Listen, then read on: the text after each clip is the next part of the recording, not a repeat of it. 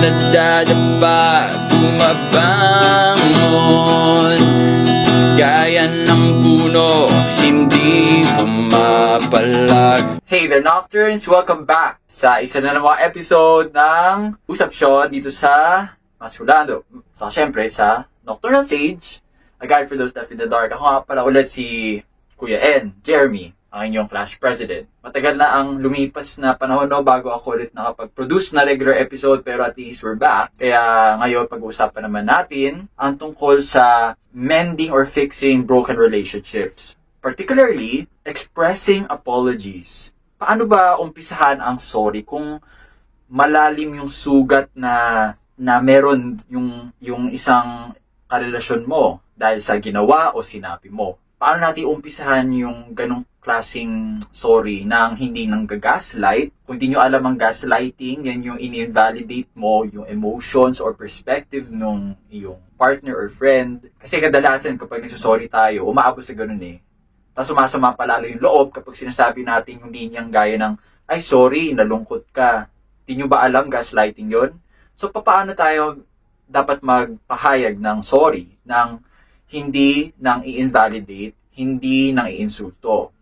So meron akong hinandang 4 steps kung paano simulan ang apology. Simula pa lang to hindi pa ito yung ending. Rule number 1, espasyo. Bigyan mo muna ng space yung nagawa mo ng kasalanan. Siguro, depende sa gravity ng ginawa mo, depende kung gaano kagrabe, siguro 1 week, 2 weeks, nang walang contact. At galangin mo din yung desisyon niya na i-block ka sa messenger kung ikaw yung salarin. So, no contact at all. Tapos kapag kumalma na kayo pareho, kung na-feel mo na magiging open na siya sa'yo, ang pwede mong step number 2, umpisahan yung apology mo na ganito.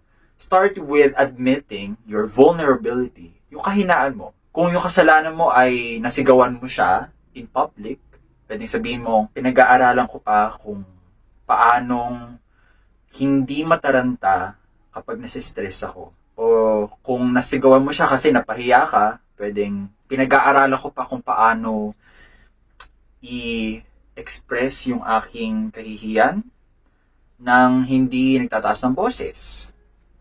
O paano isalba yung aking dignidad kapag ako'y pinahiya sa harapan ng maraming tao. Yung kung ano yung kailangan mong matutuhan.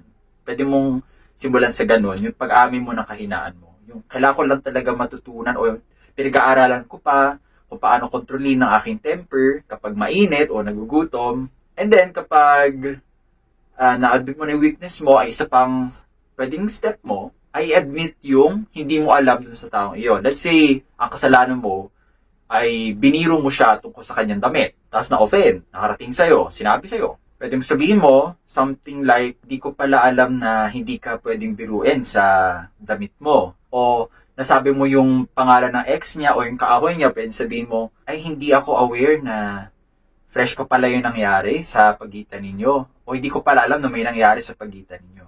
Aminin mo lang yung hindi mo alam. Isa pang pwede pagsurihan natin ay yung hindi sa dahil hindi natin alam, kundi pinangunahan natin yung tao. Nag-expect tayo masyado. Sabihin natin yung kasalanan mo ay marami kang dinelegate na task. Kung ikaw ay leader, tapos marami kang dinelegate na trabaho o binigay na trabaho dun sa taong iyon, tapos hindi mo pala alam may pinagdaraanan, pwede sabihin mong, nag-expect pala ako masyado sa'yo.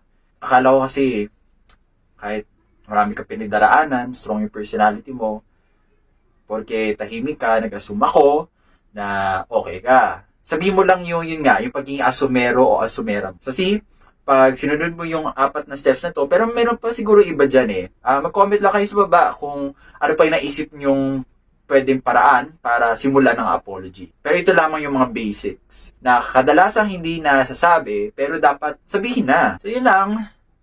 Sa susunod, pag-aaralan naman natin, ano yung gagawin kapag ikaw naman yung dapat magpatawad. Hindi ikaw yung salarin. Sa susunod na episode, ikaw naman yung maghanda upang magpatawad. So, kung sa tingin nyo, nakatulong ang episode na ito, i-like nyo lang, tapos i-share sa mga, yung mga naghahanap ng ways paano mag-sorry, nang hindi kailangan bagitin ang salitang sorry. Kasi, nakakaumay na yung salitang sorry minsan eh. Sorry tayo ng sorry, pero hindi pala sincere, di ba? Kung gusto mo maging sincere ang apology mo, you have to be creative. Kaya natin. Kung may mga bagay kang hindi pinagsasang-ayunan, open naman ako doon. Basta i-comment mo lang na maayos sa baba. Hindi mo naman kailangan mang-away. Tapos, yun lang. Hanggat sa susunod na episode, ipag-pray nyo na hindi ako masyado mabisi. Continue surviving in the dark. Paratilihin ang iyong tikas hanggang sa susunod. Lumakad na, dahan-dahan papalabas ng sili. Alisin mo na ang kadenang pumipigil sa'yo. Ayos lang yan, kahit di na maibalik sa dati. Dahil wala ka na, dapat pang balak bumalik.